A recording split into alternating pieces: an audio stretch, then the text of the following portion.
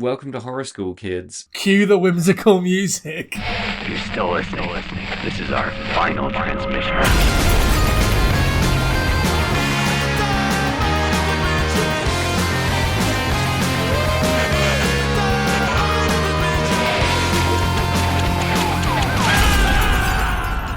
We're here. We're here, Jamie. How you doing? I'm not too bad, Sam. How are you? Whoa, hanging in there. Talking about Hatchet today, right? Jiminy Crickets, what a movie. Had you seen Hatchet before? No! Another astonishing blow from below the belt. No, I hadn't seen this movie before. How the heck and the hootenanny did you come across it? So Hatchet was one of those low-budget slasher films that just kind of broke through into the mainstream, or not even the mainstream, but like the horror fandom. Mm-hmm. It was everywhere for a period of time. Before they made it, there was all this like buzz, this film Hatchet. They released like a teaser trailer that they had knocked together to try and get some funding. And so, yeah, it was just kind of everywhere. There was all like lots and lots of word of mouth about it. And then it came out and was everywhere again. It got a cinema release in the States. It did huge runs at festivals around the world, including Fright Fest in London, and then spawned 3 sequels so far. And it was well received, right? It seems to me, based on everything I've read, that slasher fans, gore fans, your run-of-the-mill everyday horror fan, nobody like outright eviscerates this and says it's total garbage. A lot of people seem to have really positive things to say about it and a warm spot for it in their collection. Yeah, no, it was well received. I think part of it is how personable and accessible Adam Green is, who is the director and writer, and all round lovely bloke. Just sort of has a real sort of punk rock sensibility to it. Isn't one of these guys that charges people $15 for a photo. It's like, come and have a chat and let's get to know each other a bit. It's nice. Nice guy. Let's be humans. Yeah. No, not a transactional kind of fandom. I respect that a lot. It's one thing I don't really like about movie/horror fandom in particular is this, very like, I'm out to make money out of talking to you and appearing, it's... Yeah. And often like a fucking tenuous appearance in a movie gets you like a $15 autograph fee. Yeah, absolutely. Well, who is buying these things? But yeah, if you got a guy who approaches movies in that kind of DIY way, he obviously comes from a world where you don't put a price tag on having a conversation with a fan, which I think is very cool. Yeah, I think it comes from the fact that he's a fan first as well. Yeah. Which I think is part of the reason why Hatchet succeeds in the way it does, is because it's come from the brain of someone that has very clearly watched and loved slasher movies in the 80s and wanted to make something that was sort of a loving homage to that, rather than just like, this is a way to make money. Yeah, and dragging it into 2006 is a fucking unique little landscape to bring an old school slasher into, right? That's a pretty bold move and obviously a passion project. Yeah, absolutely. It was, I think it was either a second or third film. I can't remember if Spiral came before this or after it. But his first movie was like a bit of a Clerksy type buddy movie called Coffee and Donuts, which I haven't seen. But he was making a sitcom based on it, which never really went anywhere. And then he ended up making another sitcom called Holliston that kind of touched on some of the same stuff, which I liked Holliston. Yeah, so 7.3 on IMDb, obviously like well received. Looks a little cheesy for me. It's got Dee Snider in it. Can't go wrong. It does have Dee Snider in it. It also has Odorous Orungus as Adam's imaginary friend. Like it's real fun. I smell a Patreon. It's weird because it's got a laugh track and it's like, I don't know, it feels like you never see like low budget sitcoms in that way. But it's good fun. Do you want to give us a Hatchet synopsis, old Sammy boy? Yeah, I can try. So Hatchet starts in the swamps of Louisiana. It opens with a pretty grisly couple of guys in a grisly old boat going down a grisly river trying to catch some grisly alligators. And one of them appears to be none other than Robert Englund. Pretty cool. Wasn't expecting that. These guys are brutally murdered, dispatched pretty quickly. And then the movie has this kind of hard pivot to Mardi Gras, where in 2006, I picture the scene. It's gross. It's a lot of terrible fashion choices, boobs up in your face, people going nuts and boozing, and then we're introduced to the kind of the main cast, I guess. And the scene is that these crazy kids who are all in their 40s are out on the town, and one of them is not having a great time. Ben, played by, is that Joel David Moore? Joel David Moore, yeah. From Yep. Avatar and that one Katy Perry video. Yeah, teen heartthrob Joel David Moore is bummed because he got dumped and he's moping. And his friend, played by the indomitable Dion Richmond, Marcus, is trying to cajole him into staying at Mardi Gras. Yeah. Doesn't pan out that way. They end up going on a swamp tour, a ghost-driven, a ghost-led, a ghost-based swamp tour with a questionable host. And it's here that we unravel the tale of Victor Crowley, the, I guess, the big bad of the movie. And as this tale unfolds, our protagonist and his merry band of fuckwits get marooned, lost, attacked, and ultimately picked off one by one by Victor Crowley. A lot of stuff happens in between. We should probably go through and add a little bit more flesh to the bones, but that's the gist of it, right?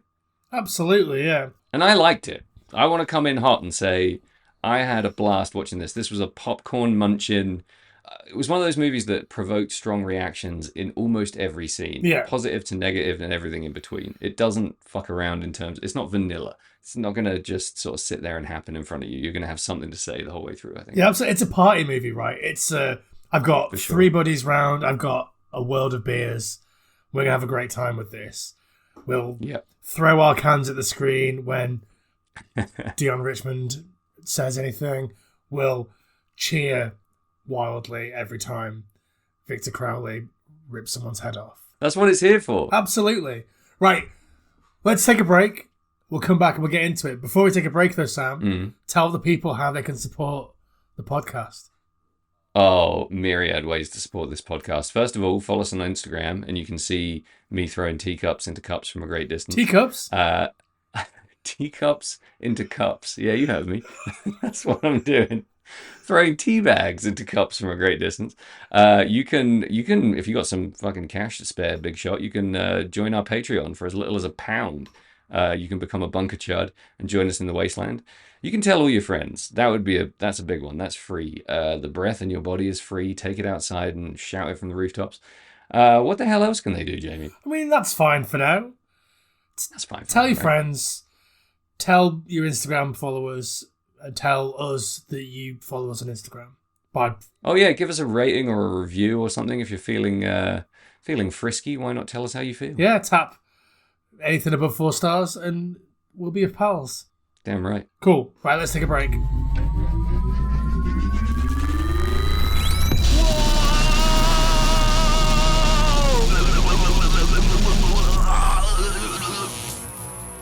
Whoa, holy shit. I guess that's why they call it Phantom Power. Jamie, an album whose artwork I hate, but whose music I love. Can you guess it? Back to the Party by Sam Russo. Pretty much, yeah. Fucking right. It's Better Whenever by Elway. Better Whenever. A superb album. I used to think this album was underrated, and then I looked at how much people listen to it, and it turns out it's not underrated at all. People absolutely fucking love it. 2015, a Red Scare release. You ever heard this record? I don't know if I have, you know. Ooh. I dabbled in Elway. Yeah. I want to say it was pre-2015. One of my favourite Red Scare bands. One of my favourite thinking person's punk rock bands. Got a lot of love for Elway and its members. Our Lady of the Thompson River, Albuquerque Low, Better Whenever. That's the strongest 3 starter tracks I think I've ever heard on a Red Scare record. It's an absolute bingo, bango, bongo, banger. You got to get out and get this record. Nice. Artwork sucks. It's a real shame. But everything else about it rips. And back to the show. Holy shit, we're back. We are back. How was that for you? Lovely break. Had a big swig of my drink. Oh, I forgot to. God damn it. I'll do it now. It's okay. No one knows. So, Hatchet sort of made its debut in 2006.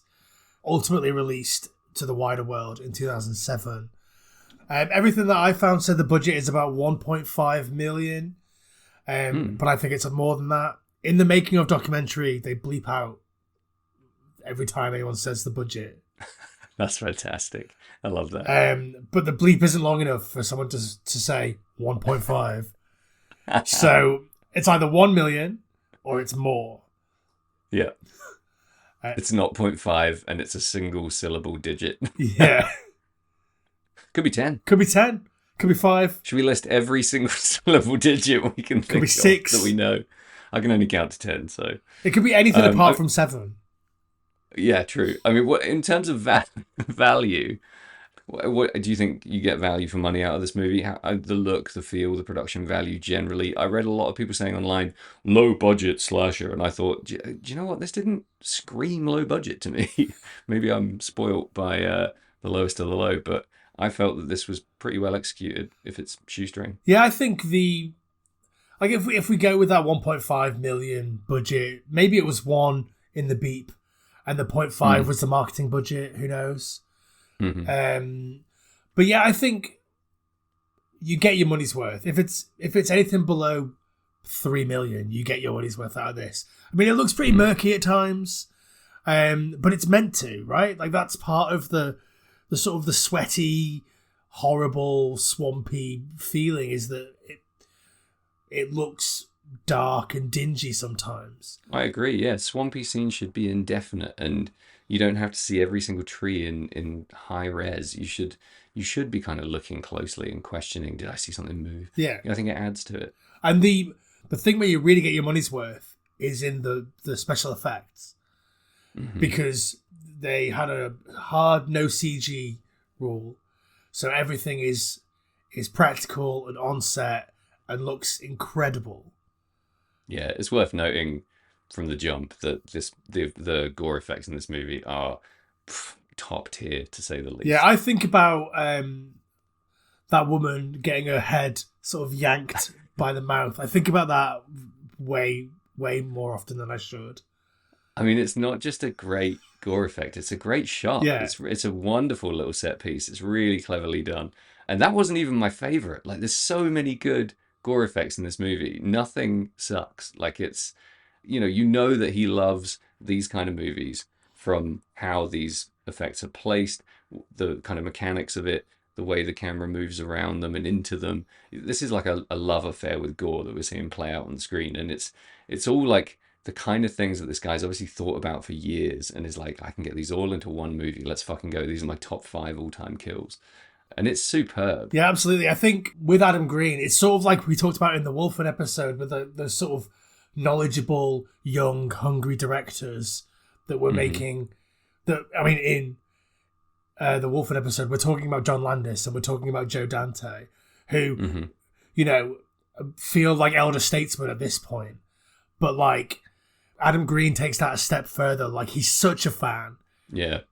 Like, he's not like... Oh, I wonder what lens they were using on Citizen Kane. He's like, yeah, fucking, this shit is the shit. So, like, yeah it's just, you can see that he's really excited about it. In the making of documentary, he's also, like, quite methodical with it. Like, he's got a real idea. Like, I don't think they had storyboards. It was just all in his head. And it was like, wow, you stand here, the camera will be here, the end of the shot will be here. And that's just, it's really cool to see. And like, for a new director who's made, I'm pretty sure Spiral was after this. Because in the documentary, they talk about auditioning Joel David Moore. And Joel David Moore is in Spiral. So I wouldn't imagine that they would have auditioned the second time they worked together.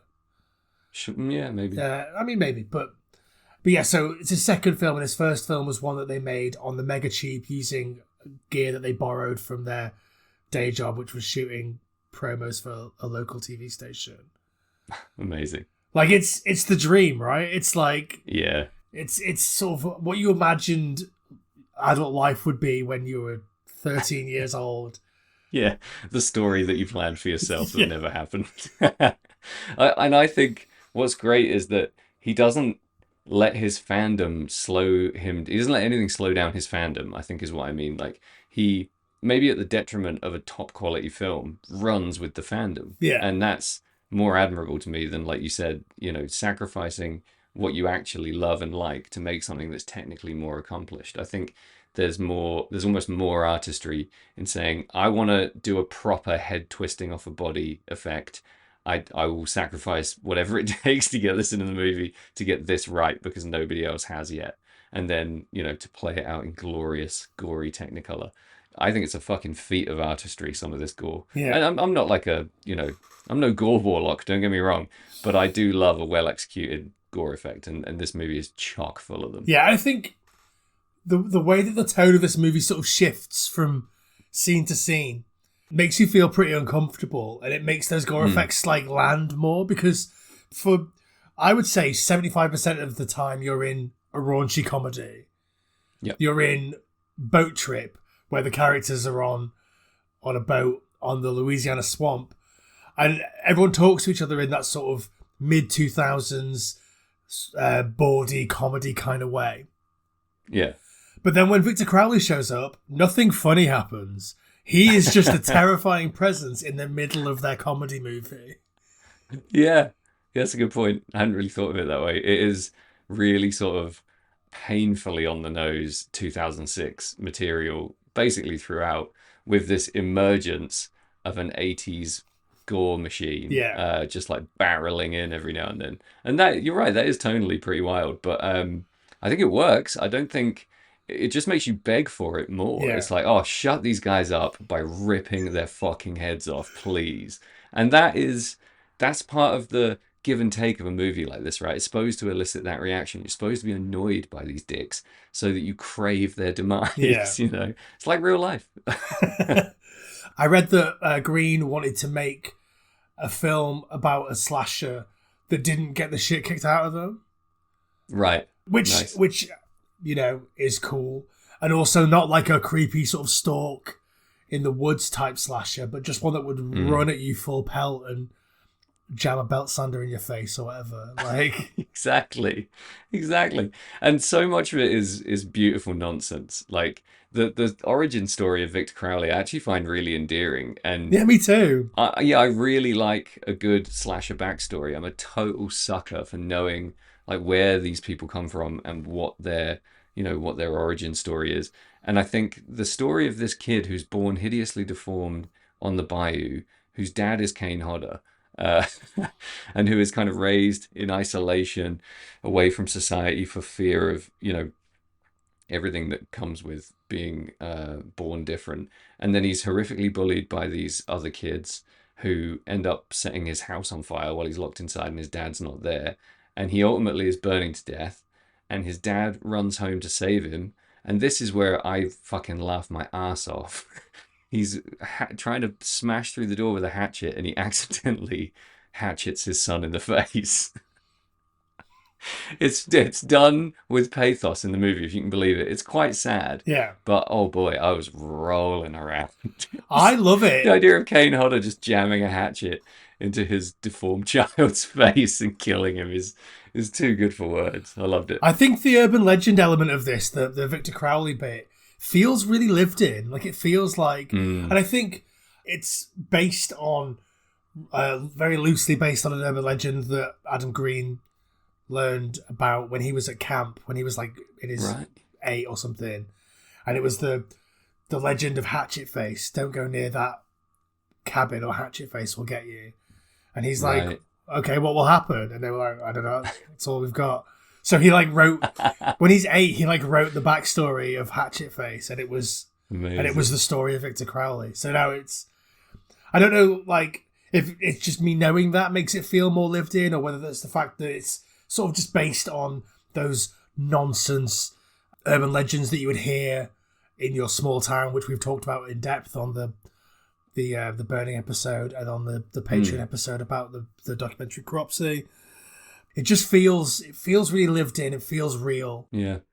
As real as it can when it's Kane Hodder in a big stupid mask running at people with belt sanders. That's it. But even from not knowing that story and that side of things, just the name Victor Crowley is so evocative of menace. Yeah. I don't know what it is. That combination of those words and those syllables, you feel like you've heard the name before.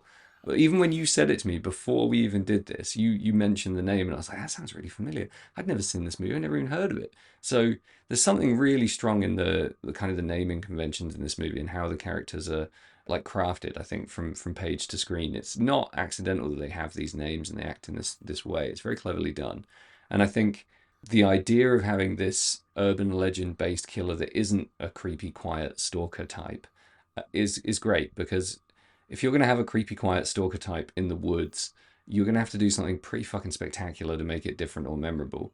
And I will go ahead and say that Victor Crowley is different and memorable. Yeah, absolutely. He's got a lot going for him. I think so. One of the things that they were trying to do here was like create a new sort of slasher icon. Do you think that they succeeded then? To be honest, I don't. And only because of a few fatal flaws in execution. I think his entrance it's not quite there. His first scene, the way he kind of shambles and wobble runs out, and it's just a strange shot for me. It doesn't fully showcase any of his best features, if you get me. It's not the horror of his face or the magnitude of his strength, or it's just a slightly weird entrance that devalues the character a little bit for me, and that's personal preference. In terms of like standing the test of time, I don't think he's on screen enough really for that, and I don't think there's quite enough meat and potatoes to the actual on-screen action. He doesn't have. He is essentially just a raging Hulk that destroys. Yeah. And I don't know how much longevity that has, but that's not to take anything away from this movie in a bubble. He's the absolute show stealer of the whole movie. He's fun every second that he's on screen. He is original in a lot of ways, and unoriginal in all the ways that we crave. He's familiar in a lot of the ways that we actually want and expect from a movie like this. So even if there's no legacy villain coming out of this, which it sounds like there's a ton of sequels, I just haven't seen them yet.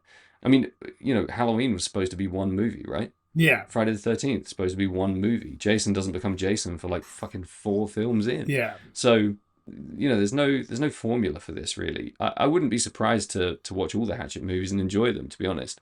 There's just something slightly disposable about it that doesn't quite, lodge in my tooth the way I'd like it to. Yeah, I know what you mean. I think, have there been any, like, say since Scream and Ghostface, have there been any sort of slashers that have really cut through? I guess Art from the Terrifier films, but that's much more recent. Like, yeah. I feel like no one has cut through from the year 2000 until, like I say, Art from Terrifier. And Art from Terrifier, I don't know if I'm just in a circle that knows and cares, or whether that's actually cut through to the mainstream. You could say the modern iteration of Pennywise, the Skarsgård Pennywise, possibly. Yeah, true.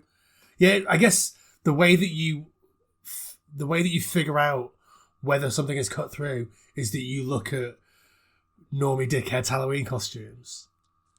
Yeah, absolutely. Or like I was thinking exactly that, and then I didn't have a wide enough frame of reference, so I was like, NECA toys, IP in video games. I was like, there's got to be, what are we doing here? I think, more and more the older stuff gets recycled, remade, and brought back out, and less you see new iconic slasher killers. Yeah. I think that's an interesting phenomenon. I don't know why that is. I guess maybe mainstream audiences just got sick of it and were happy with the big 3 or the top 5 or whatever. Yeah, well, I think like Hatchet was specifically made to sort of buck that trend.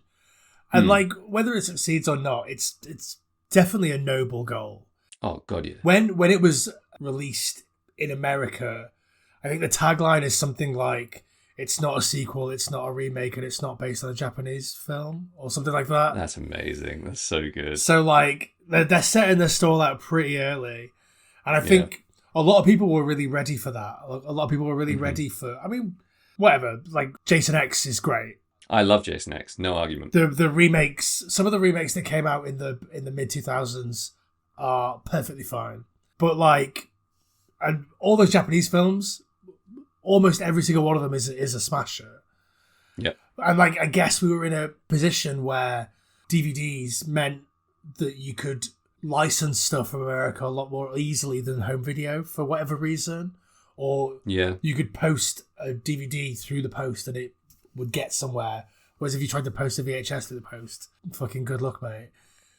Good luck, like, A, having the right fucking size letterbox. Yeah. B, it not being shattered to shit by the time it gets there. C, good luck it not being nicked. Like, there was a massive thing with, like, posties nicking every VHS that came through because it was supposed to be, like, the craziest porn on earth. Like, only VHS coming in the mail was porn.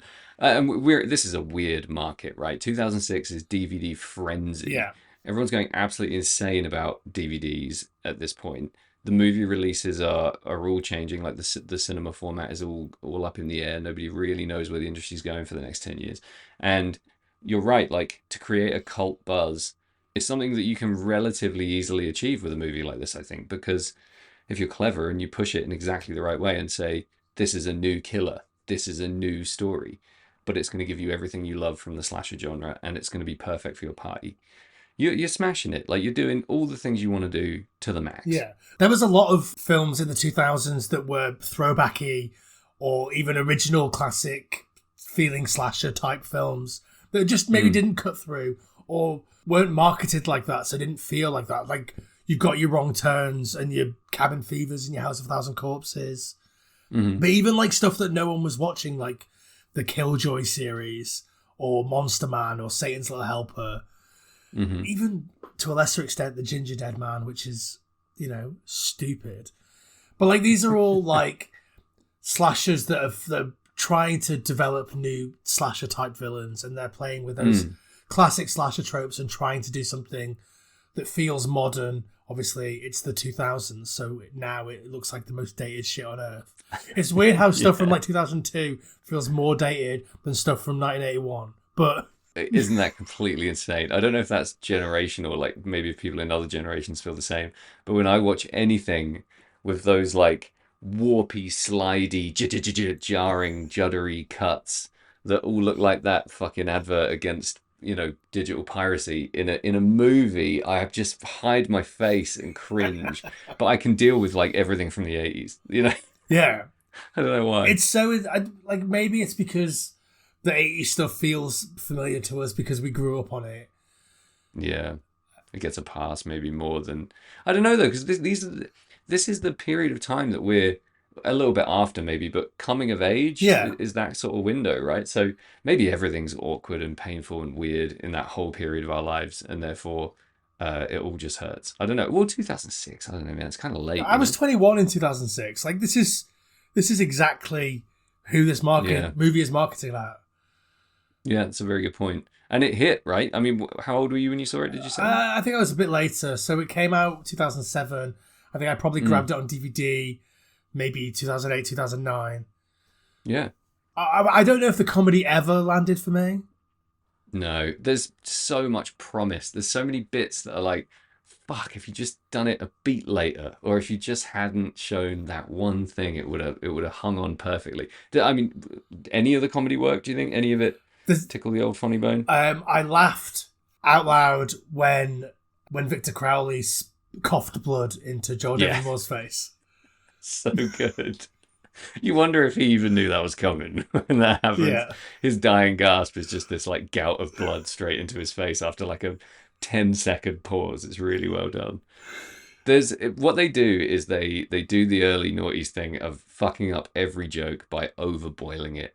They always add the unnecessary extra line. They always add the unnecessary visual cue after they've already sold the joke verbally. It's a comic fucking claptrap. There's one really good bit where you find out that Ben has overpaid for the boat trip, and the price was already annoying him, and he overpays for it, and then he finds out that the other girl paid less, and he sells it with a look.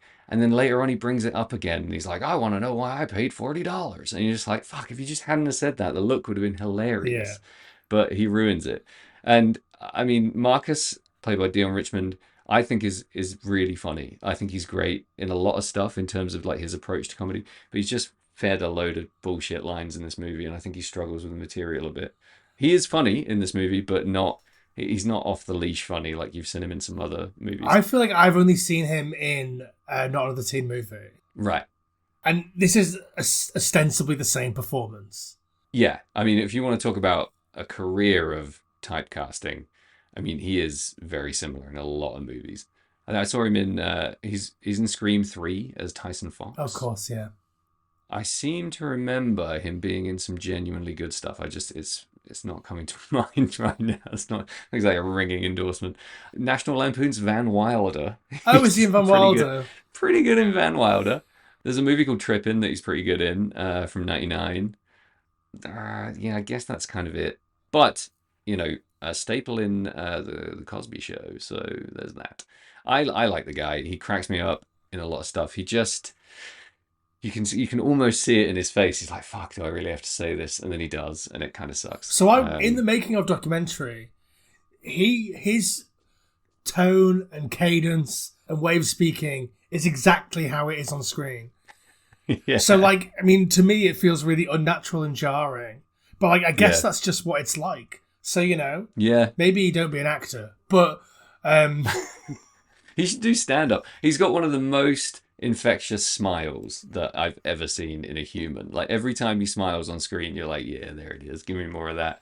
He's fucking adorable, and I like him in the role of like party animal bummed out friend who's trying to bust his body out of his shell. There's just not quite enough chemistry between the two of them for me. yeah. You've got this absolute lanky beanpole, mopey, sloppy, kind of hunchy guy, and an absolute firecracker in Dion Richmond. I think if you amp them up, both of them, a little bit more, then you'd get more of that, fire on screen. But what you get is a slightly muted friendship of sort of based on moping and Yeah. one-liners. If it was just amplified a little bit more, you'd have so much more. You definitely don't really buy them as friends.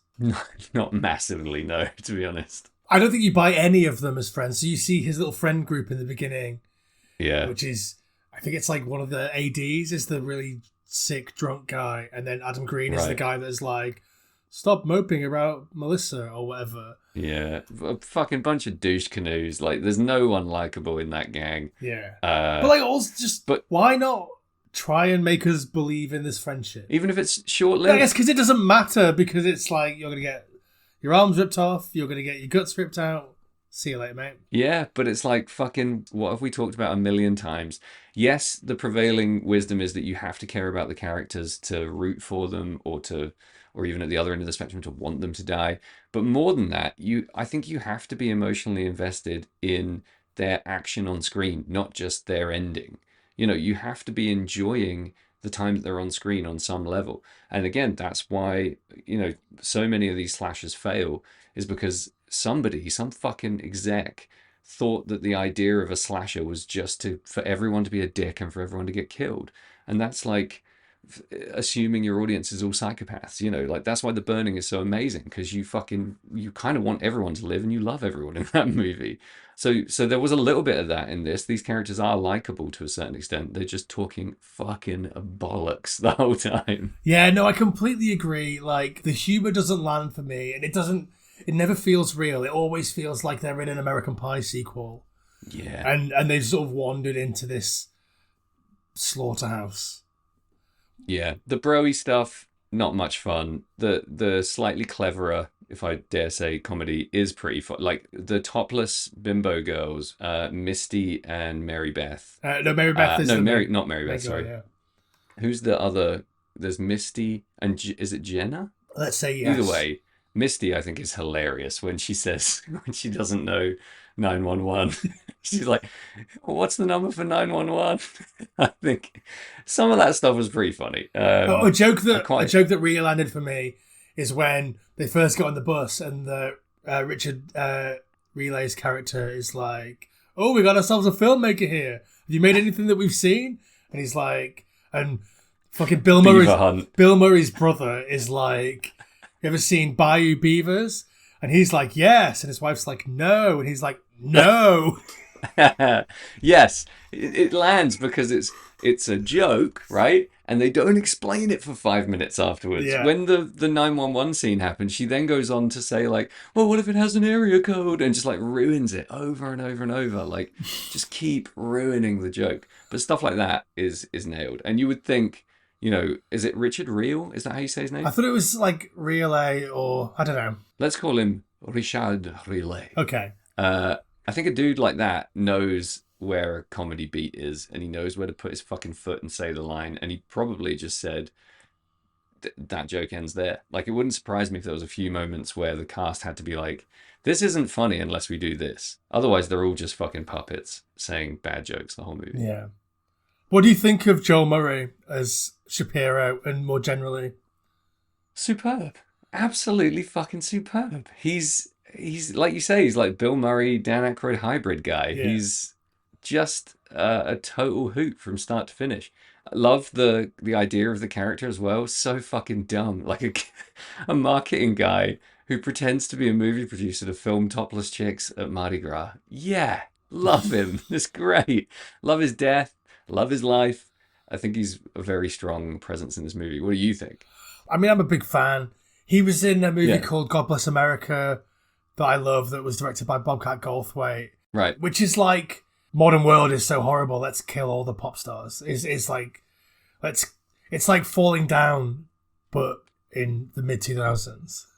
Right, okay. It's great fun. He's just got a face. He looks like Bill Murray's dad fucked Chris Farley's mum. Like, It could have happened. it could have Could have happened. been a thing.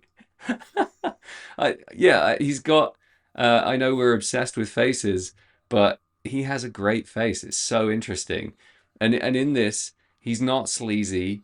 He's kind of cowardly. I mean, he is sleazy, but he doesn't over egg the sleaze. Yeah. He could have got this so wrong. Do you know what I mean? This on paper, I bet this looked like a fucking nightmare role. But he brings a touch of believability, a touch of class, and I think he's funny in this. Yeah. I think he kind of carries some of those more light-hearted scenes. Yeah, I like the guy. I got nothing but love. What about Tamara Feldman as Mary Beth? How do you feel about her? So hot. Sorry, I'm trying not to objectify the performers in this movie, but I was distracted from the performance for a serious Juggalo I think movie. she fucking nails it. She's like so She's good. great. Yeah, she's brilliant. She's calm down, Russo. Her entry into the movie is the bus scene, right? She's moody on the back of the bus, and Joel David Moore's Ben is trying to talk to her. And again, loads of scope for comedy there that he just kind of fluffs. Yeah. Like, some of the lines are funny, but his delivery's bad, which is like the opposite of the rest of the problem with the movie. But she's immediately brooding and gorgeous and mysterious and strong in her performance. Very well delivered lines, lots of great looks sort of just past the camera. She really knows her way around a well composed shot. She's action savvy. She's really good in those scenes. She doesn't get annoying at all, even though she's pretty screamy for a lot of the movie. And I totally believe her character. I like her storyline. Yeah, I think she's pretty outstanding. Probably the best performance in the movie, in my opinion. I think she's from the other movie that they're making. Do you know what I mean? Like, there's the Yeah. American Pie boat trip movie that's happening here, and then there's the Yeah. Victor Crowley slasher movie that's happening over there. And obviously, she's not that outsider, so she's part of that movie. Yeah. And that performance, it's if that performance wasn't in the movie, I think this movie might struggle. Yeah, if you just straight up replaced her or changed her to be a little bit funnier, or just, like you say, had her play into the other side of this movie a bit more, you're losing its anchor in a certain way. Like, she does really ground a lot of the other performances, and she makes you want to, I don't know what the word is really. What she brings is that central binding force for the action, in my opinion, because she's pulling all of these dumb shit characters into that central plot thrust, which is my dad is missing. Is it her dad and her uncle are missing? Yeah, Dad and they're the brother. guys that get killed at the start. Yeah, that's it. And she needs to find them, and that's why she's out there. And her clever plan to get out there in the first place is to use this like fucking broke dick ghost tour that costs $30 instead of renting a boat. I buy it straight away. I think it's great. Yeah. But she takes the reins and runs from the moment shit goes south on the river. I was also particularly impressed with Kane Hodder as Victor Crowley. Yeah. And also as Victor Crowley's dad. He really, Why not, he you know? really sells it in the Victor Crowley's dad scenes. Like, he is. Yeah. It's wild that he never gets to like act in movies as anything more than like a big presence, Yeah. because I mean, a lot he of- nailed it. Yeah. I mean, Friday the 13th fandom is a weird, murky place sometimes, and people genuinely worship or despise Kane Hodder, I think, in a lot of those circles. And the worship side, sometimes they'll just say things that are completely untrue, like, Kane Hodder's acting with his eyes is phenomenal. And you're like, no, it's not, because it's behind a mask, and he's just looking around. So he gets a lot of undue credit in some areas, but oh boy, like his stunt work's incredible. Yeah. His general physicality beyond like, oh, the wistful look in his, don't give me that. He is a great performer, and I think he obviously has acting chops. I mean, you've seen Jason Goes to Hell, right? He's a like a marine or a guard or something in that, and he knows how to deliver a line. He's a confident actor when he's out of a million layers of prosthetics. Yeah. And yeah, I've never seen him fuck up. The guy's an absolute juggernaut. Did you know that he was originally in talks to play Freddy Krueger? Yeah. And he was supposed to do the big Friday the 13th remake. I mean, there's so many, like, he was nearly this stories about guys like Kane Hodder, and, it's total imagination fuel. But I was surprised that he was in this. I was surprised to see him in this at all. And I think the movie is all the better for it. His mannerisms and his way of moving, just, you can kind of tell it's him straight away, which says a lot for a performer who's constantly invisible, like, in terms of his actual face. I mean, there's probably not much I can say about his performance in this that hasn't already been said, but annihilates it. There aren't too many of those like hulking slasher type actors whose names that we know and carry with us, and Kane Hodder is one of the few of them. Yeah, for sure. I also like Derek Mears. Yeah. Anyone else? Who cares, really? I love Dick Warlock. Yeah, it's a good name. Do you know, I think it's his son, Billy Warlock, is a pivotal character in the first few seasons of Baywatch, which I fucking love. The guy's gorgeous. Yeah, Billy Warlock's in Society. Is he really? Yeah. Ah, sick. I like him a lot. I think he's great. Have you not seen Society? I have to get on the list. No, not yet. It's just, I've heard a lot about it, you know what I mean? Yeah. I find it hard to watch a movie that I've heard a lot about at the best of times, and I've heard a lot of horrible things about that film, but it's on the fucking list. It's on the homework list. Well, maybe I'll put it on the proper list. Well, then I'll have to watch it. Then you'll have to watch it, and we'll have to discuss. I feel Anything with Billy Warlock, I feel like if you watch it, you'll be like, what's all this then?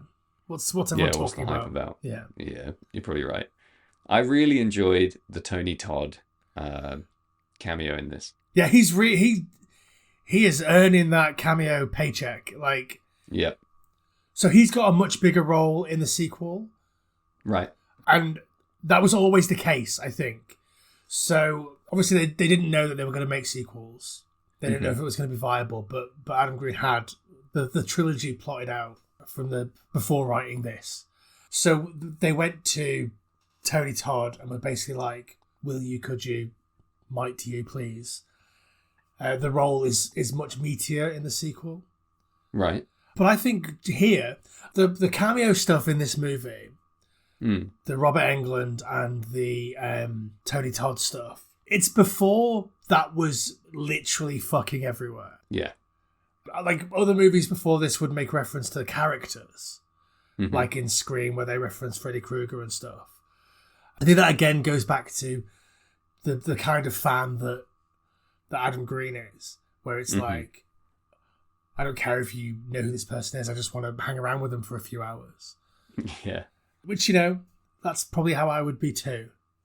But absolutely. But you're right, this is right at that turn of, the weird little mini game that is cameos, where inviting people that you respect into movies for a cameo is way more the thing that's happening than, we need all these like legacy characters in to tick all the nostalgia boxes. It's more about paying tribute to your heroes than it is about, conjuring some weird whist about some, movie that was never good in the first place. Like, and these are well placed, well executed. It's kind of like Ragman cameos. You got genuine rock stars doing bits. Yeah. Not as well, but still, for the same reasons, I guarantee. Yeah, absolutely. I think, obviously, Robert Englund is most well known for Freddy Krueger and for the Nightmare on Elm Street films. But, I think the reference here is he was in a movie called Eaten Alive. Oh, yeah. That Toby Hooper directed in the 70s. Yeah. Where he gets eaten by an alligator. or a crocodile. So there you go. Can't remember. And he says the immortal line that Tarantino later stole, "My name's Buck and I'm here to fuck." Yeah. Reference to that, I think, is what they're going for. It's pretty great. I mean, how do you feel about this? Is this me being completely fucked in the head, or is this a problem? Almost definitely. The movie's called Hatchet. Yeah. It's a fucking axe. Yeah. Yeah, I'm sorry. Hate to be that guy.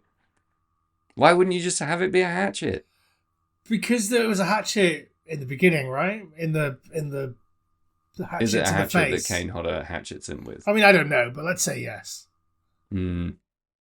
Interesting. Well, yeah, sure. All right. I mean, it gets a pass because axes are fucking cooler than hatchets. Yeah. And you can't call a movie Axe. Be like the fucking deodorant. Yeah, true. Did you know that, speaking of hatchets, that Kane Hodder is a big juggalo? Shut the fuck up. He's got, yeah, I think he's got Are you like a serious? special, like personalized Hatchet Man, like logo guy. Wow. Like, right on. Yeah, That fits. That's great. That explains the goatee, maybe.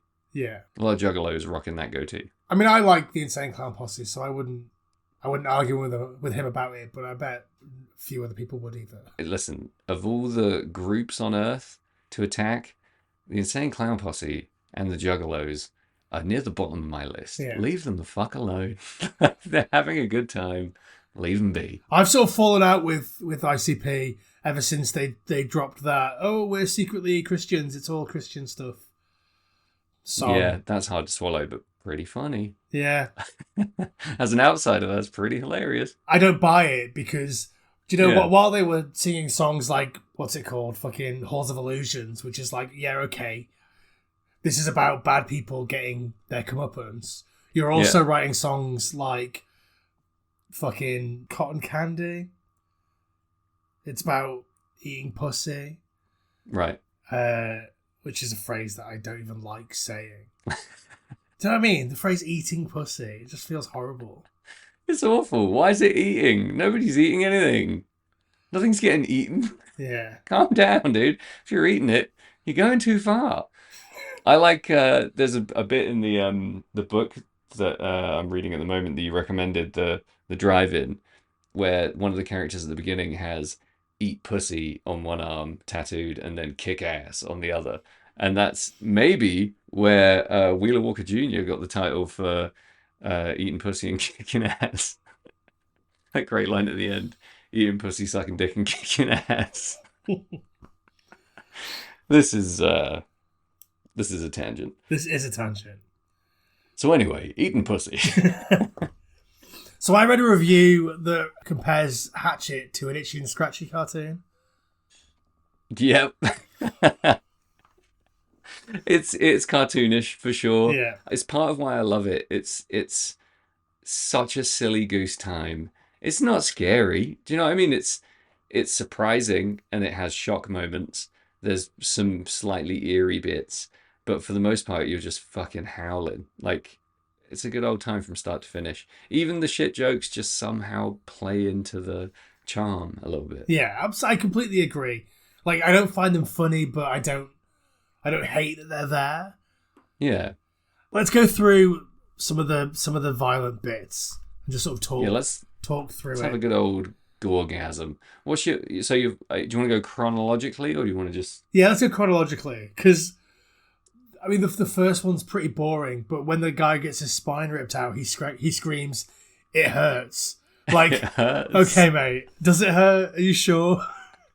It's only... I'm such a huge fan of that kind of crap. Like in Friday the 13th, where what's his name? The brother's getting killed in the basement, and he's screaming, "He's killing me!" That's one of my favorite deaths ever. Just like dialogue during death scenes. Oh fuck, I'm in. That might be my next top 5. That's fantastic. Yeah, I think the only time it's allowed is in Day of the Dead, where it's like, choke on that. Choke on him, yeah. If you've got like a proper last words, fuck you style death, then yeah, that works big time. Yeah. I like this death scene. It's like, it looks like some kind of weird like fleshy plunger is going in and out of his back, just ripping chunks of spine out. I thought that was great. Yeah.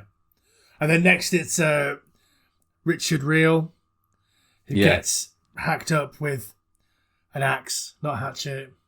I'm going controversial. My fave. Really? Yep.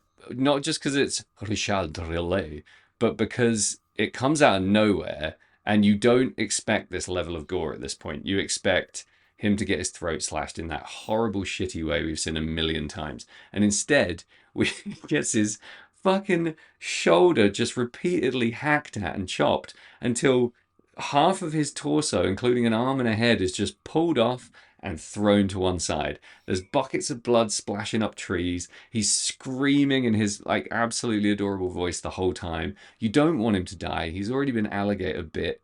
And it's just, it ticks all my boxes. It's so over the top and it's so out of nowhere. It's not the best gore effect in the movie by a mile, but it's my favorite death. I think it's fucking great. What did you think when you first saw it? Like I think I completely agree on all counts, but it's immediately upstaged by the mouth rip. Of course. I mean, that's like all time.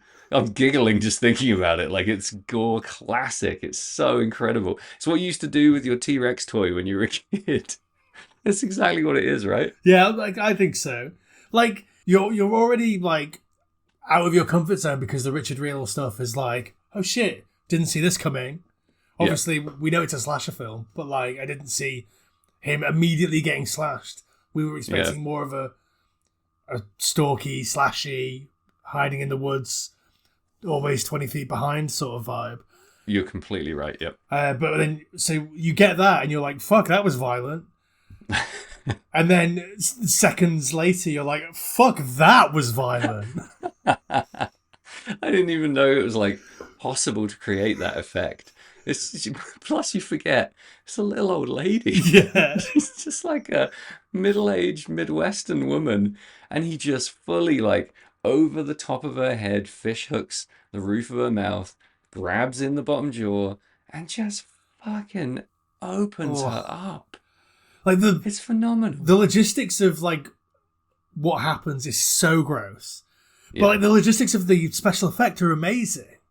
Yeah, the spin shot around the body, so you don't see. So first you see her real head and the hands, and then you never see the dummy head. Right, that's what's great. You don't get that split second where you're like, fucking hell, that's a bad piece of crap dummy. You just start to see the rip.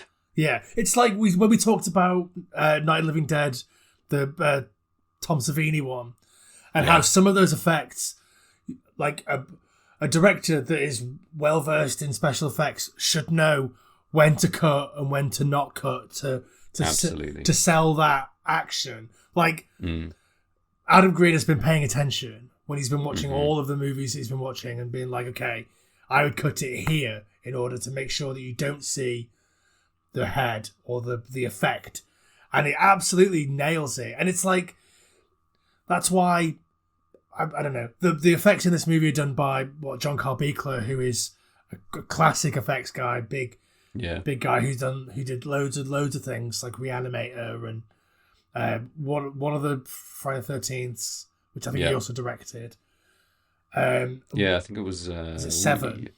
Yeah, no, it wasn't 7. It might have been 6. Okay. And like I think The Dream Child, or one of those sort of late stage nightmares, like Deathstalker and stuff like that. And it's like these effects are almost like his cameo. Yeah. His like he also has a cameo.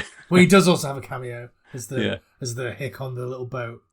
Yeah. But yeah, it's like those moments and that sort of attention to detail that really makes it land for me.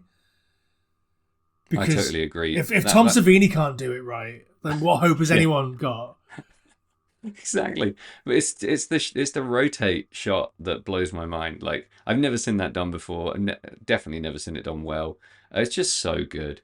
A kill for the ages. Like, I mean, you must have seen other heads being ripped that ways. It's worth explaining to people, I guess. It's ripped on a horizontal axis. So it's put your hands, if you're listening at home, put your right hand in your bottom jaw and your left hand in your top jaw, That's the pull notion that splits this head in half. And it just looks like a fucking can of like expired dog food being opened on a hot day. Like, it's dreadful. Yeah, it's the way the skin like sort of stretches and splits apart that really It's gets like me. bubble gum. Yeah. Yeah. It's Yeah, like it's grim. It's like when you'd like stretch out a wham bar. Yeah, exactly. Oh God, Wambar skin. Ugh.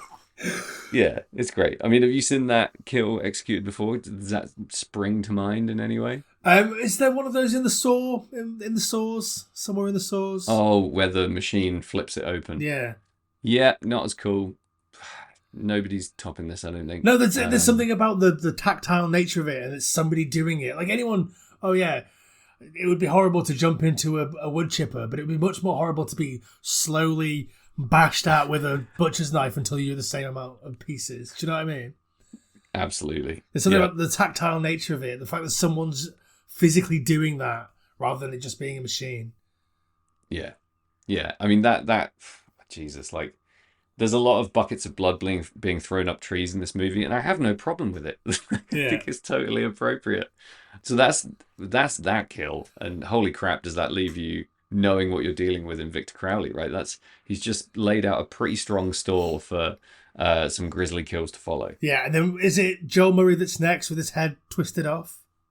And that is, again, just perfect. Yeah. Absolutely perfect. It's exactly what I would imagine that guy's head looking like if somebody twisted it off. Yeah.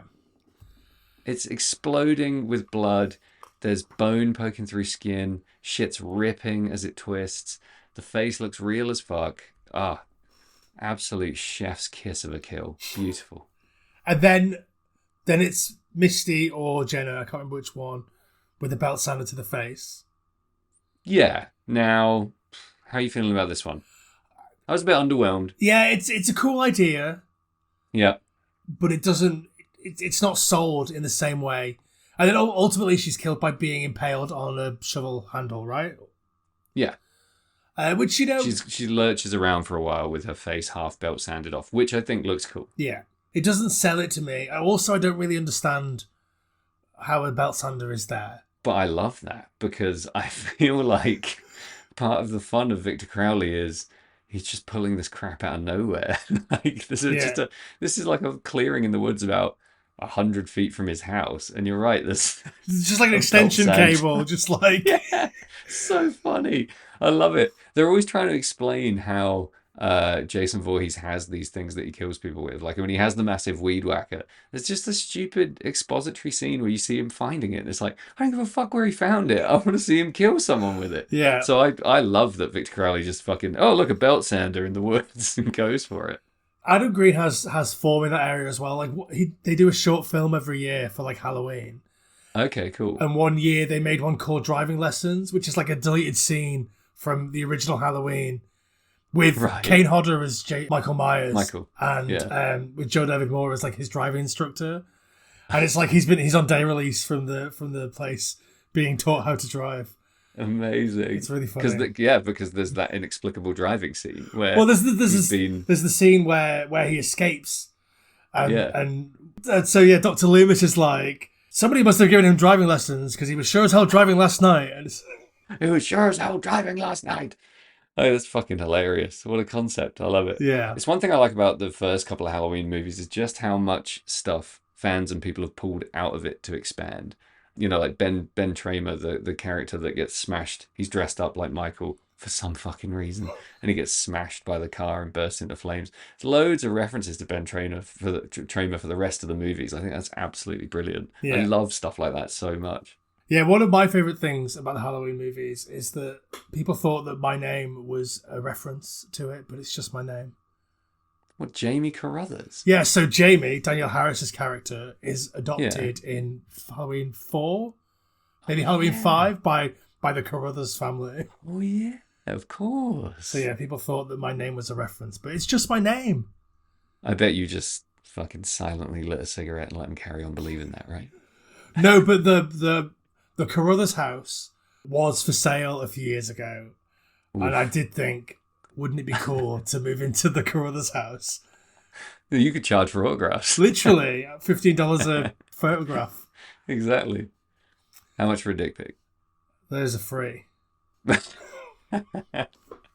heard it here first, people. You don't even need the Patreon. Well, so what's next on our grisly trip through Goretown? So, like in this section of the movie, they're not quite as spectacular as that opening bit. So then you get Parry Shen's character, the tour guide. His ankle is shoveled off, and then his head is shoveled off, and it's a cool effect. It's a good head shoveling. Yep. But like, I don't know. I feel like the weighting on these is wrong. I don't. Do you set your stall out? It's hard to set your stall out so strong, and then sort of inch back. Like, do you think we should have ramped up with some of these like less good kills or less insane kills? I like the chaos of it because Okay. it just all flies at you and it feels kind of real. You know, it doesn't feel real, but it's like huge dramatic first kill, insanely dramatic second kill, wonderfully dramatic third kill, and then here's some shit laying around, let's fucking get this done and move on kind of kills. Yeah. So the slow burn for me is a bit played out. I mean, there's loads of great slow burns happening every year in great horror movies, with the violence level escalating and the menace and the threat escalating. But I love the chaos here. It's just like, okay, fucking head off with a shovel. Cool. What's next? Like, it's actually quite well paced for someone with my kind of tolerance for gore. I can't be just drenched in it the entire time like Nicolas Cage driving along in a car. I need it to be. I need it to be a little bit more measured, and I think it works for me in that way. Yeah. Well, the next kill is off screen. That's the blonde woman. Oh yeah, okay, yeah. She gets it. She gets her organs or her extremities. They get thrown at Dion Richmond, right? Oh, I completely forgot this kill. Sorry, I don't have it in my notes. You don't see the kill, so like it's not. Okay. It doesn't technically count, but you see some of her bits. And then the final kill that we see is Dion Richmond getting crushed from behind, sort of like Leatherface. Yep. And then the good old fashioned both arms, foot behind the back, yank it off, pick him up and smash him against the tomb. Pretty magical. Yeah, that's great. I mean, it showcases the strength of the killer. Yeah. Really powerful stuff. And you kind of want it by that point. You kind of want to see him go, and he goes. He definitely does. Any one of those things would have been a something that they would consider a successful kill in a Friday the 13th sequel. Like, just crush him, he's dead, cool, move on. Or the arms and the foot, yank his arms off, like, okay, yeah, that. Or pick him up and smash him against a tomb. It's not a tomb, is it? What's it called? Mausoleum. Right. Like, any of those things individually would have been a perfectly fine kill. So the fact that you get all three of them in a row to the same person, it's great. Exactly. And speaking of Friday the 13th, I owe you an apology because he did do the special effects in part 7. There you go. And they are my favorite, visual effects out of all the Friday the 13th movies. I absolutely love that movie, and I love the visual effects. I love the Jason of part 7, the new blood. Yeah. Yep. So you had that from the beginning. Yeah, this guy rips. He's fucking awesome. Like you said, Reanimator, Part 7, From Beyond, Hatchet. These are all incredibly memorable movies in terms of the visual effects. Not just gore. He's not like a one-trick pony. He's doing some great stuff in these films. I mean, that Jason bursting out of his mask when he's been waterlogged and rotting in the lake for all those years. It's played for laughs in a lot of people's minds, I think, but I think it's fucking cool as shit. It looks amazing. Yeah, all the pineal gland stuff in From Beyond is so good. From Beyond is so visually disturbing. I mean, Claire had to leave the room a couple of times when we watched that movie. It was fucking rough hang. And for that to come out your mind, much respect. Superb. Yeah. I think like Love he's one of those effects guys that's like up there with Screaming Mad George and like the effects maybe aren't the most realistic things you'll ever see, but they show so much insane imagination and so much like otherworldly madness that you just have to just hand it to them. You got it. And I mean, I don't want to lay my stall out too hard here, but what the fuck are we here for if we're not here for imagination? Yeah. I'm here to see people's imagination played out on screen. That's the beauty and the fun of cinema, and especially horror movies. I don't want to see people killed in incredibly realistic, lifelike ways, because that's the sole reserve of psychopaths. I want to see Yeah. stuff that has that edge where you know it's not real, but it's come on, there's a real artistry to entertaining people with death. There's a serious craft there. And someone like old Johnny Boy is absolutely smashing it out of the park every time for me. If it's imaginative, if it's got an edge of fun, if it reminds you you're alive, and if it gives you a kick, then you got it, bud. Yeah, like beautiful stuff. I think that there is a place for realistic killing on screen. Like I enjoy it, but I also really enjoy this stuff. And I think it's a balance, right? Like you can't live on torture porn alone, which I fucking hate the phrase torture porn. Do you know what I mean? It's not porn. Why? It's not porn. Porn's porn. Porn is porn. You can have Torture's torture. There is torture porn. Yeah, and torture porn isn't. It feels like an inappropriate use of the phrase. Yeah, it does, and like it's not. Yeah, I don't know. I think I hate porn in any context that isn't porn. Like, oh, look at this delicious sandwich I made. It's sandwich porn. Like, oh god, yeah, get the fuck out of here. Yeah, it's not. Yeah, sandwich porn is. Yeah, it's pretty cool, but it ain't that. Yeah, it's the thing where they fuck or get fucked by toast. Yeah, I completely agree. It's in live, laugh, love territory for me. It's like, oh, I've had 2 glasses of wine. This is something porn. Like, shut the fuck up, man. Leave porn alone. Yeah. Okay. Keep porn out of your bottomless brunch. Yeah, gore porn is not a thing and shouldn't really be a thing. Well, no, all right. I don't know what I'm trying to say here. What I'm trying to say is there was some pretty decent gore porn that was actual porn. Right. Around this time, so around the time that I guess the phrase torture porn came about, they were making some like genuine horror porn films. There was one called Dawn of the Dead that was a zombie film. It was a lot of people getting fucked by zombies. Oy, oy, oy. But like after they fucked, they ate them. It was intense. It was like real porn films that had horror plots and horror makeup and not like, I don't know, the Avengers, a Triple X parody that can't even be asked with a name. Yeah, that's silly. Yeah, I like porn parodies, but I don't necessarily like the sound of zombie porn. No, well, there was Joanna Angel made a couple. There was one called Dawn of the Head. Dawn of the Head. That's so good. I mean, that's what I mean about creativity and imagination. Whatever you're doing, do it with creativity and imagination, and it will resonate. Whether you're making Dawn of the Head or Hatchet, like, have some fucking fun and take some risks. That's what I think real audiences respect the most. Yeah. Not all that other crap. And like, I'll tell you what, this wine is really good. This is wine porn.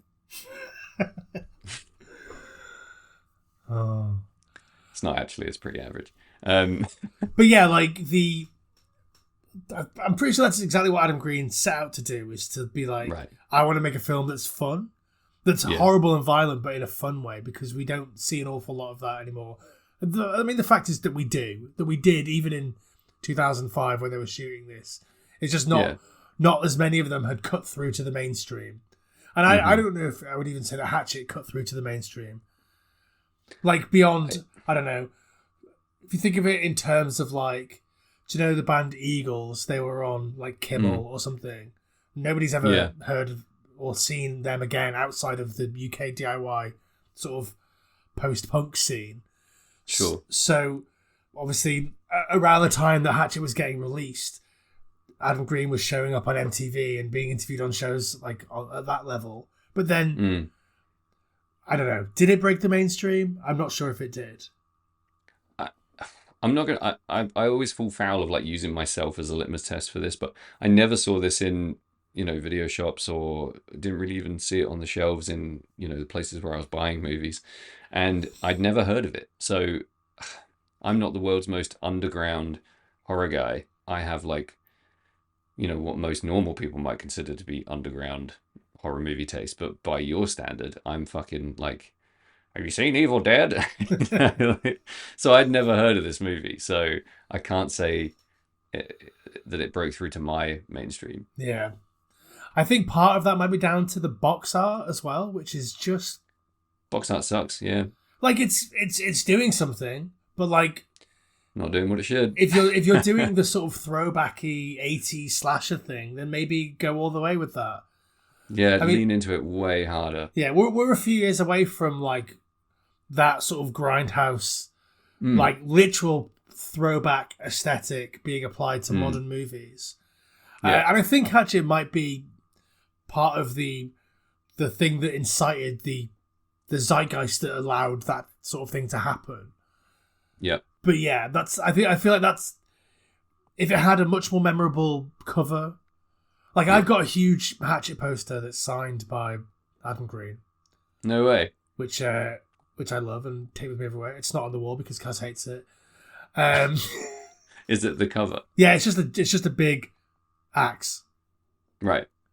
And that's fine for a poster, maybe. But I don't know. I think the box art, you should be thinking VHS with it. And then maybe you would have seen it in HMV or CEX or Music Zone or wherever you were getting your DVDs in 2007 and been like, okay, I'm not buying that, but at least it looks like something that I want to watch.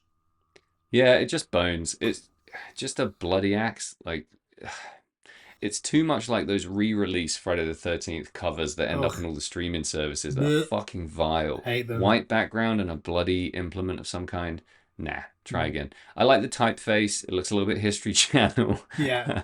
It's not leaping out at me. Among movies like Reanimator, do you know what I mean? Even next to something like a Chucky movie, I'm not picking this up. Like, must try harder, must be more Victor Crowley. Or even just Shack in the Woods, go with that angle, something bayou-y. I don't know. Is bayou-y a word? Probably not.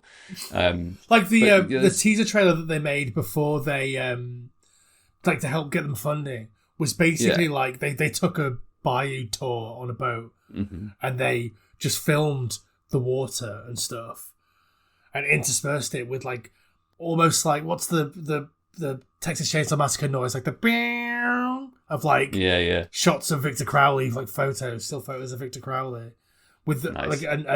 like a narration by a 4-year-old child, and it's the creepiest fucking thing. It's great. It's really good. So cool. And the child is just sort of telling the story of Victor Crowley, and it's great. And that's sick. Like, I want that energy in the poster or in the box art. Like, you got to have the full package. And this is an era where people were spending actual pretty like substantial chunks of their income buying entertainment in hard copy. So don't shortchange them. People are going to pay like £16 for this DVD. Like, don't fuck them. And what's coming back in my mind over and over again about this movie is thinking about it through the lens of the podcast. When I sit down to watch podcast movies, I actually like genuinely expect quality because I know you have amazing taste in a range of horror movies. But I didn't get quality from this movie, and I still had such a good time watching it. It felt... People use this phrase like that there's a movie on and you could still be on your phone. And I think, fuck that. Yeah, that's bullshit. Completely. That's total bullshit. But the sentiment there, I guess, is that someone like me, who's a bit more, I leave my phone in the other room, but like, I can watch this movie and sort of zone out a little bit almost and just enjoy what's happening on the screen and not really think about it. And that's refreshing. Like, I really enjoy that as a movie experience because it's pure fun, right? That's simple, good times. So I enjoyed that movie on this level. And if I was like saying whether or not it did its job, I think it fucking worked overtime. Like, it just nailed it. Can I tell you something that I really fucking hate about this movie? And then we'll go to break, and then we'll come back and wrap up. Do it. When they get on the tour bus, the horror bus or whatever it's called, that fucking song that plays. Do you remember it? No, but It's like if you made a super low budget rip off of the Goonies, and you were right. like, "Hey, Richard Band, can you write us a whimsical adventure song?" I've got 30 quid. What Yeah, can I get? literally. Like, and some of the music later, and in the documentary they talk about this, and it's a choice that they made because they wanted to try and trick people into thinking they were watching a whimsical, fun movie. Which Right. I call bullshit on that because we've already seen two people die, one of them with their spine getting ripped out while shouting it hurts. So, yeah. But like so the music later on is really good. The chase music, I find it really intense and like it's good. It's like orchestral, feels like it's a bit of a budget orchestra, but like if it's at least trying to be orchestral and not just like your synth shit. Sure. Which we both love and there is a place for it. But yeah. So that song on the tour bus, do you remember it? I don't remember it, but in my notes around this part of the movie, I've written the music sucks. It's my only note. But I changed my opinion on that a little bit later on because I figured out what was happening. But I mean, I guarantee I wrote that at that exact moment because it fits with where the note is. So are we saying that it's a deliberately poor piece of music because I don't know, this is a stretch because it's like a silly part of the movie that's supposed to lull us into a false sense of security, or is it just bad taste 2006? Like, it's meant to be good, but it's bad. Say no more, buddy. It's meant to be good, but it's meant to be sort of goofy and whimsical. Which, right, okay. It is goofy and whimsical. It's meant to be good, but it's bad. I mean, I'm not going to fight you on this. I like it. It's very silly. It just sounds to me like the sort of... I went through a real big phase of watching like super low budget like kid movies from the mid 2000s because so many of them were directed by like fucking Jim Wynorski or like Fred Olen Ray or whatever. And like seeing a movie where you know how much the director wants to shove a pair of tits in your face and isn't allowed because the movie's for kids. Like it's there's just a bit of a joy to that. And that feels like music from one of those movies. Like it's like Sandlot Kids or Beethoven or something. Like less like shittier than that. Like Mom's Out of Sight or whatever. Where oh shit, Mum's just eating the cake batter that turns her invisible. Here's the cue the whimsical music. So, explain to me why you don't like it. This sounds like it's your favorite shit. I mean, I like it in that context, and I guess I sort of like it here because it reminds me of all that shit. But like, and I'm watching it for the podcast, and I know I'm going to be talking about it, so it's interesting to be like, okay, this is the juxtaposition that they're trying to set up here. If I'm watching it for the first time in 2008, 2009. I'm just like, what the fuck is with this music? Jesus Christ. You had Marilyn Manson open the movie. You have Marilyn Manson close the movie. Yeah. And in the middle, you've got this whimsical nonsense. Busy World of Richard Scarry in the middle. Literally. It's so, okay, all right. I feel like I'm forming a take here now. I think it's actually hilarious. It's just not well executed. I think the shots are weird to go with the music because it's just the bus driving through a little bleak part of the town. But if you had some internal shots of them like talking or laughing, or like even better, just not talking and not laughing, just staring out the window, then you're onto something a little bit funnier and it's creating a bit more of an atmosphere. But yeah, I'm an idiot. I quite like that piece of music and I like the idea of the placement. So I'm going to go team keep it in. There was blatantly a vote at some point and somebody lost. I think there was. I think Green fought for that. Wouldn't be surprised. Yeah. Okay, right, let's take a break and we'll come back and we'll summarize and give our final thoughts on Hatchet. All right, see you in a minute. Do your stretches. Come on, man. Does that thing even work? No. There's nothing out there. It's just dead air. So we're back. And we're going to finish off our little trip to the bayou. The Louisiana bayou. We're back. Have you ever been to Louisiana, Jamie? No, I've only been to Florida. Oh, yeah. And I've been to Newark Airport. Beautiful place. On the way to Florida. Nice. It's one of a small and hopefully dwindling number of US states that I have not yet visited. Nice. It's like that, Alaska, Hawaii, fucking Maine and New Hampshire, I think, are the only ones. Yeah, I'd love to go there, I think. It would be cool as shit. I assume it's exactly like this movie that you see a bunch of 2006 stringy titties and like... Stringy titties? The tits aren't stringy. They're in like those little string... What are they called? Like a spaghetti strap vest top. Right, got you. And not in those as well. They're very much out a lot of the time. Hell of a lot of boobs in this movie. We need to, small side note, chock full of boobos. Yeah. I feel like it's set in Louisiana and New Orleans and Mardi Gras specifically, just so there's an excuse to bang out a load of baps. Yeah, it could be.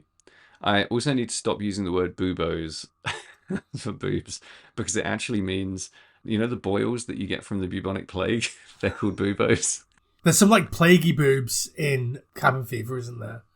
Yeah. I always Cabin think Fever of 2, maybe. Henrietta's boobs in Evil Dead when I think of plague boobs. I'm going to crop you out just saying I always think of Henrietta's boobs from Evil Dead. Well, I think about them a lot, I'm not going to lie. So, final thoughts on the movie Hatchet, Jamie. Let your mind unspool. Unburden yourself, my friend. Well, so, I love it. It is a great time. It's a director that clearly knows what he's doing and making something that really sings to him, that he knows he's going to sing to other people because he's every woman or whatever. Like, he's a horror fan, and so he knows what's going to work for other horror fans. Even the stuff that doesn't work still works for me. Like we've said, the comedy, I don't find almost any of it funny. But there's just something about the way that it slots in. It doesn't look amazing in terms of like the style. It's got a grit to it. It's got like this was made by some mates over a weekend sort of look to it. Obviously it wasn't. It had bleep $1 million behind it, and like they filmed it on a ranch in fucking LA. But it has the quality of something that's been sort of lovingly crafted. And I think I'm not saying it wasn't lovingly crafted, but it feels like a bunch of mates in a back garden over a summer, like making the movie that they want to make. And I think that's a real testament to like the vibe that it wants you to have, and the script and the approach from the director and the writing and everything. It's just like, yeah, this feels like it's something that only you will get. But I mean, it did break through some level of the mainstream. So maybe you're not such a special little snowflake after all, Jamie. But in a good way, right? Yeah, absolutely. You're not alone. Yeah, there are exactly thousands of other chumps just like you. Some of them even chumpier, frankly. Yeah, I agree with absolutely everything you're saying. I think this is a wonderful piece of trash. It's undeniable, which is almost annoying because there's so much about it that shouldn't work and that kind of doesn't work, but you're still rooting for it the whole way through. It feels like a real underdog movie. It feels like it comes from a place of pure love of stuff that you love, and therefore you love it. And it's super simple, but it's very well executed. I think it looks like $1 million. in both ways. It looks like it was made for $1 million, and it looks great to me. The interior stuff especially looks great. Yeah. Exterior stuff, give and take, but there's a lot of really good of both. If I was going to be really, really hypercritical of the movie, I still wouldn't have an enormous amount to say that I haven't already said. It's just that some of the humor isn't really my cup of tea. Yeah. I think the gore is transcendently wonderful. Yeah. We get a great cast. We got a director who's making this for all the right reasons, and you walk away thinking, "Wow, that was great fun." Yeah. Another thing that annoys me, because I've sung the movie's praises so much, I feel like I'm empowered to say the things that annoy me. And this is again, the music thing was a choice. I think this is a choice as well. When Victor Crowley is set on fire, and he sort of lies down, like, just because you're on fire doesn't mean you can't get up. He just lies there until the last bit of fire goes out, and he's like, "Okay, no more fire. I'm back, guys." Yeah, that's weird. Now that you mention it, that is strange. It's kind of a childlike way of dealing with fire. Yeah, like, he doesn't even roll or anything. He's just lying there, like, "I'm on fire." Yeah. Which, maybe again is a choice that they made as a bit of a gag. A bit so you can have is he dead? I mean, he's not dead. It's raining. Yeah. Feels like a bit of an in-joke almost. Yeah. Like, the rain puts the fire out, so he gets up. He didn't burn to death. Like, that's incredibly simplistic, right? But kind of gets a pass. I just think, like, this movie was made for me in 2006. Like, the guy who I was then, and like the guy that I am now. I don't know. Like I said, I don't know if I ever really, if the comedy ever really hit for me. I'm fucking hilarious, right? So, in theory, funny things should make me laugh, but this one didn't. There's so much great teen comedy in the world, in my opinion, especially from this era and before, late 90s, early noughties. I think there's some genuinely hilarious and really well-written teen comedy that's crafted by very funny people. And this ain't it. It's just not. It's not well-written comedy. There's a few jokes that hit a specific humor type, partly me, but for the most part, it's just kind of lame, crass, poorly executed bro humor. So yeah, I wonder if it does hit for other people. This is what bums me out. You got to remember that a lot of people just fucking like a load of old garbage and were probably howling at some of these jokes. I'd like to think that's not true, but it definitely is. Some people will have found this hysterical. Yeah. Well, no, we shouldn't slag that off, really, because people will have walked away with overall an even more positive experience and a really pure kind of joy from this movie. But, I mean, objectively, it's not good comedy writing. But somehow it works. Have you watched any of the more recent Kevin Smith movies? Yeah, I've watched nearly all of them, yeah. So, in Jay and Silent Bob reboot and in Clerks 3, there's a real sense that since Smith has stepped away from the studio system, nobody tells him no anymore. Yep. So it's like every single gag that he's ever thought of is in the movie. And, much like Ticks, sometimes they can't all be winners. So... Yeah. When even your mates aren't telling you that something's not funny, though. Do you know what I mean? Like, Yoga Hosers, I think, is bad every second from start to finish. There is nothing good in that movie. Yeah, no, that's fair. I mean, who wants to see a spin-off of fucking Tusk? I love Tusk. I will go to the mat for Tusk. I love 7 Tusk. days out of 7. What I like about the origins of those movies is that I was listening to the podcast at the time, and when they were coming up with all the just baked and saying whatever they could think at the time, saying dumb ideas for movies out loud, and I thought, wow, that would actually be really funny. But Yoga Hosers, woof, fucking what a miss! It might be the worst film I've ever seen. I mean, I've seen worse, but only because some people shouldn't be allowed to make films, and they are. Yeah. It's even worse because Neil it's Kevin Breen. Smith, maybe. Yeah.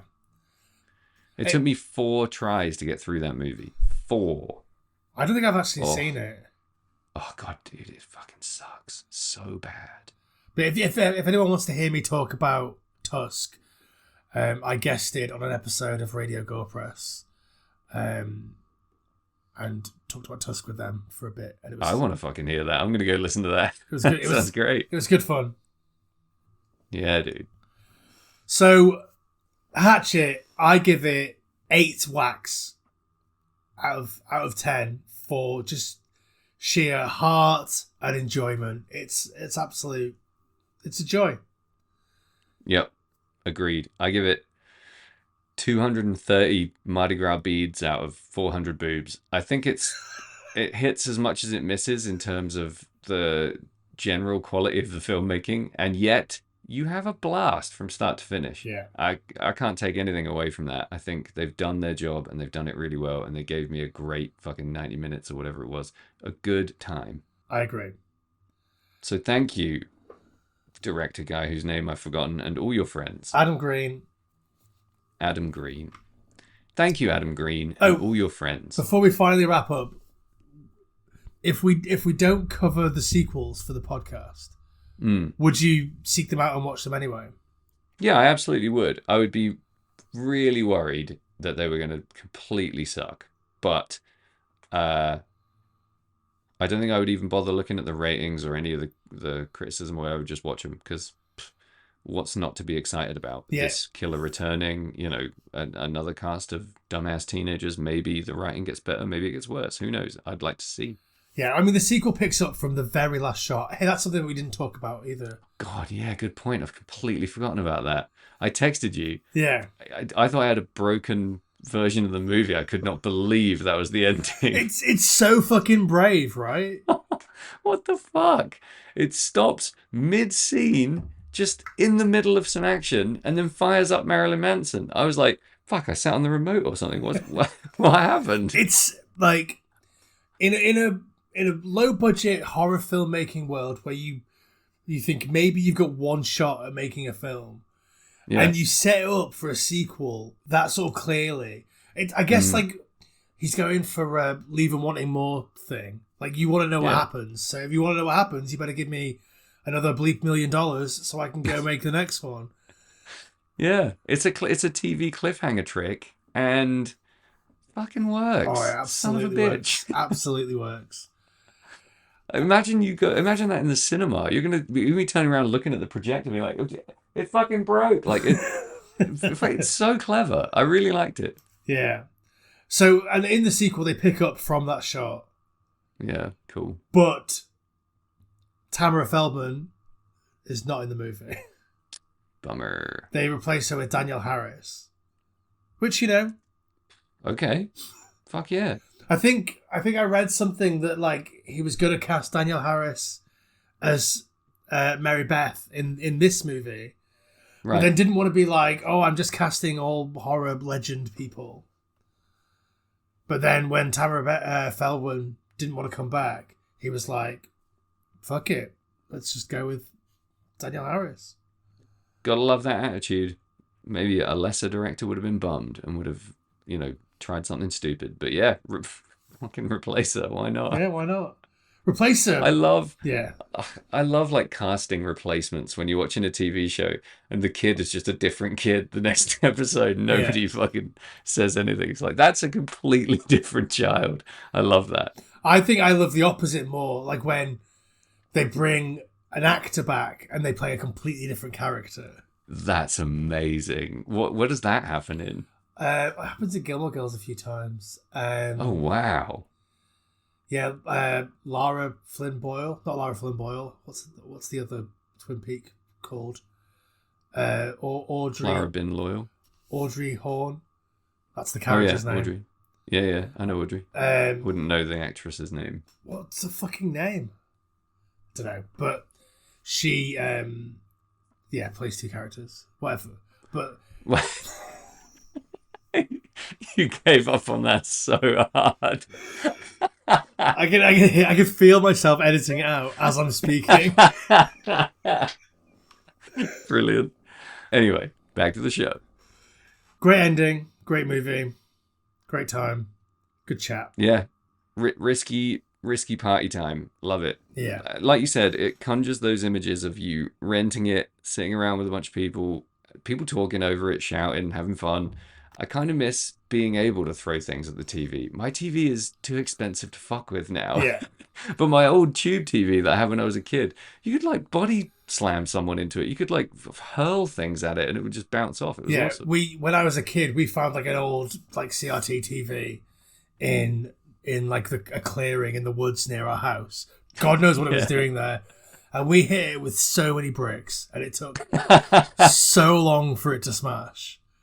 Yeah, and I used to like fire all my toy guns at the screen and stuff, like throw Action Man at it and shit. Yeah, if I press the remote too hard, my TV falls off the wall. So mine is literally made of glass. Yeah, like it's so thin I could like break it over my knee. I'm not going to be fucking throwing anything at it. So if you want to see Sam break his TV over his knee,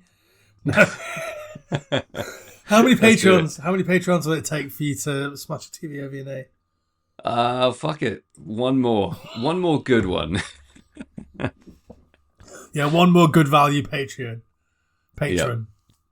Get in there. Bring it on. I'll do it for you. I love that we watched this movie together. I really enjoyed having it. Experiencing it and feeling like we were watching it together was great. Yeah.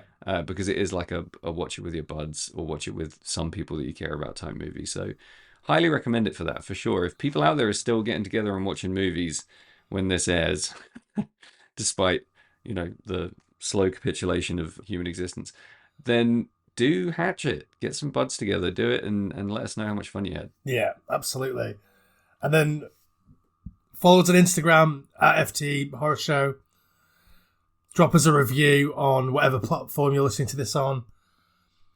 Sign up to the Patreon, and Sam will smash his TV over his knee.